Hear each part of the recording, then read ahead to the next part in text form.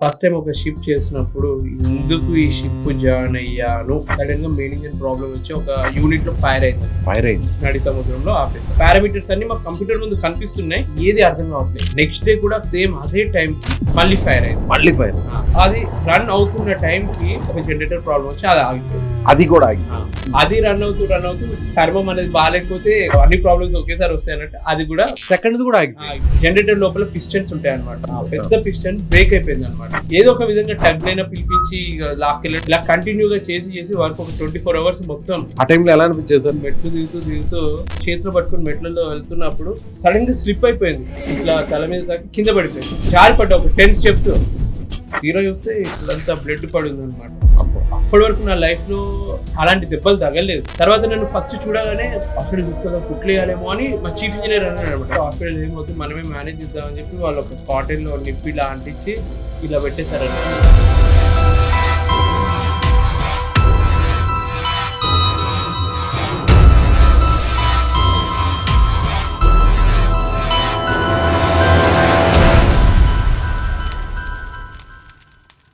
నమస్తే, నేను విజయ్. మనతో పాటు ఉన్నారు merchant navy marine engineer Rajasekhar గారు. రాజశేఖర్ గారు నమస్తే. మీ ప్రొఫెషన్ అనేది చాలా కష్టంగా ఉంటుంది, ఎందుకంటే మీరు నెలలు వెళ్తారు, నెలల తర్వాత తిరిగి వస్తారు. అలాంటి టైంలో మీరు ఫేస్ చేసిన బాగా ఒక టఫెస్ట్ సిచ్యువేషన్ ఏదైనా ఉంది? ఫస్ట్ టైం ఒక షిప్ చేసినప్పుడు ఎందుకు ఈ షిప్ జాయిన్ అయ్యాను అని అనిపించిన షిప్. నాకు ఎలా ఉండేదంటే ఆ షిప్ లో లైఫ్ ఏ రోజు ఏదో ఒక ప్రాబ్లం. షిప్ నడుస్తూ ఉంది, సడన్ గా మెయిన్ ఇంజిన్ ప్రాబ్లం వచ్చి ఒక యూనిట్ లో ఫైర్ అయింది అనమాట. ఫైర్ అయితే అలానే నడితే ఆ యూనిట్ కి ఫైర్ ఎక్కువైపోయి ఆ యూనిట్ ఇంకా డ్యామేజ్ అయ్యే ఛాన్స్ ఉంటుంది కాబట్టి వెంటనే మెయిన్ ఇంజిన్ ఆపేసామన్నమాట. నడుస్తున్న షిప్ ని నడి సముద్రంలో ఆపేసాం. సడన్ గా ఆగిపోయిన తర్వాత చల్లబడ్డ తర్వాత అది ఓపెన్ చేసి చూసి ప్రాబ్లం ఐడెంటిఫై చేయాలి. అర్థం కావట్లేదు, ఎలా అయింది, ఏమైంది, ఏది అర్థం కావట్లేదు. ఎలక్ట్రానిక్ షిప్ అంటే ప్రతిదీ పారామీటర్స్ అన్ని మా కంప్యూటర్ ముందు కనిపిస్తున్నాయి, దాన్ని ఎనలైజ్ చేయాలన్నమాట. మాన్యువల్స్ లో ఏవైతే ఉంటాయో అవన్నీ మాకున్న ఎక్స్పీరియన్స్ తోటి చేయాల్సినవి అన్ని చేసి మళ్ళీ స్టార్ట్ చేసాం. నెక్స్ట్ డే కూడా సేమ్ అదే టైం కి మళ్ళీ ఫైర్ అయింది. 3 సార్లు అలా ఒక్కొక్క రోజు అదే టైం కి అలా ఫైర్ అవుతూ ఉంది. ఇంత తలనొప్పి వద్దు, ఈసారి ఏం చేద్దామంటే ఎక్కువసేపు మెయిన్ ఇంజిన్ ఆపుదాము. ఎప్పుడైనా మెయిన్ ఇంజిన్ ఆపితే ఏం చేస్తామంటే ఎంత తొందరగా మళ్ళీ స్టార్ట్ చేయాలా అన్నది ఇంపార్టెంట్. ఎందుకని సార్? ఇప్పుడు ఆ షిప్ రెంట్ ఎంత కడుతున్నారు, ఓనర్ ఎవరైతే చార్టర్ ఉన్నారో, ఎవరైతే అతను కార్గో అందులో రెంట్ కి తీసుకొని పెట్టాడో షిప్ లో ఒక $70,000 మీకు రెంట్ ఇస్తున్నాడు. 24 గంటలకి ఇక్కడ నుంచి ఈ పొజిషన్ కి అది వెళ్ళాలి అన్నది అతని కాన్సెప్ట్. గంట ఆగింది అంటే అంత లాస్ ఎవరు భరించాలి? కంపెనీ భరించాలి. మేనేజ్మెంట్ చేస్తున్న కంపెనీకి లాస్, షిప్ కంపెనీ.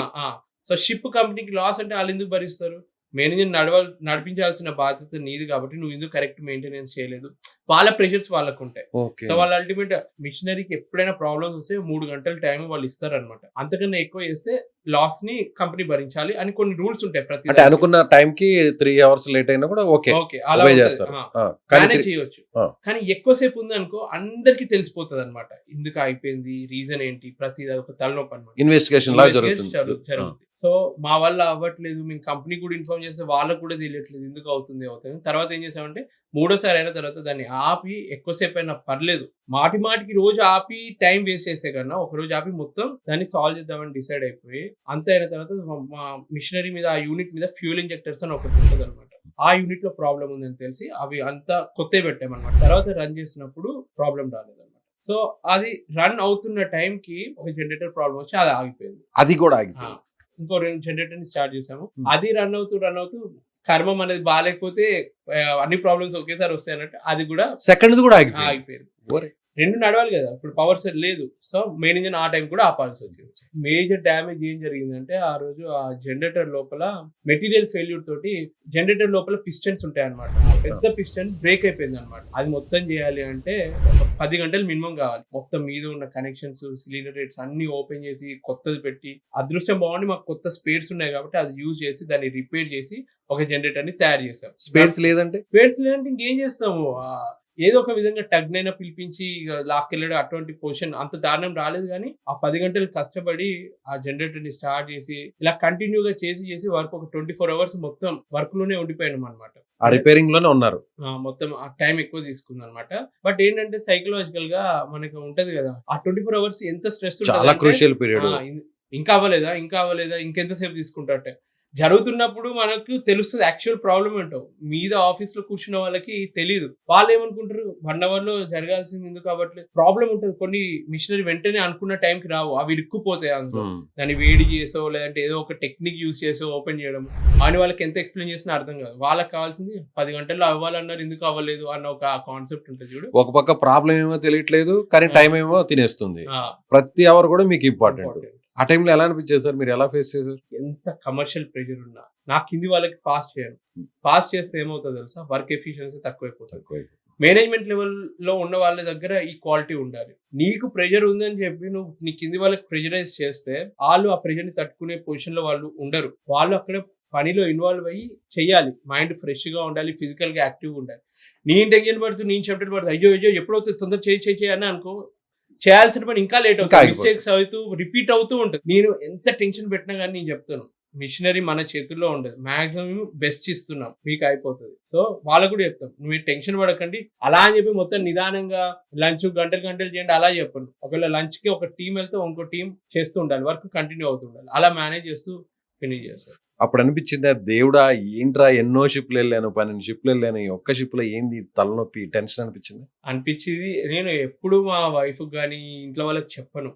అంటే కష్టం ఉంది ఈ షిప్ అని. ఈ షిప్‌లో చెప్పాల్సొచ్చింది. నాకు నిద్ర సరిగ్గా ఉండట్లేదు. ఏం షిప్ బాబు! ఇన్ని సార్లు షిప్ ఆగింది. నేనెందుకు చెప్పానంటే, ఈ షిప్‌లో నేను ఎళ్ళగానే డైరెక్ట్ మెట్లు దిగుతూ పడిపోయా. పడిపోయారు. ఆ రోజు మెయింటెనెన్స్ ఒకటి చేయాల్సొచ్చింది. షిప్ జాయిన్ అయిన నెక్స్ట్ డేనే ఫ్యూయల్ ఇంజెక్టర్స్ అనేవి చేంజ్ చేయడానికి అది చేతిలో పట్టుకొని మెట్లలో వెళ్తున్నప్పుడు సడెన్‌గా స్లిప్ అయిపోయింది. స్లిప్ అయిపోయి అది ఇక్కడ తాకి ఇట్లా తల మీద తాకి కింద పడిపోయింది. జారిపడ్డా ఒక 10 స్టెప్స్.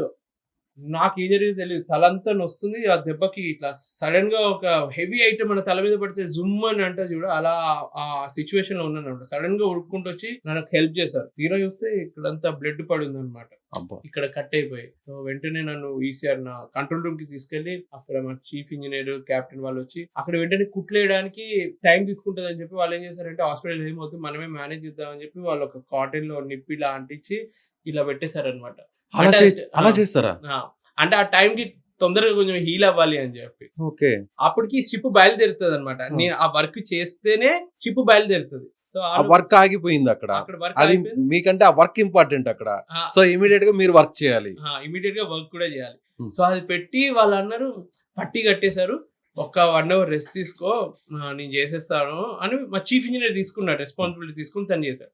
కాకపోతే ఏంటంటే ఎంత చీఫ్ ఇంజినియర్ అయినా గాని ఆ మిషనరీకి సంబంధించిన కొన్ని స్పేర్స్ ఎక్కడున్నాయి అవన్నీ నాకు తెలుసు. మీకు తెలుసు.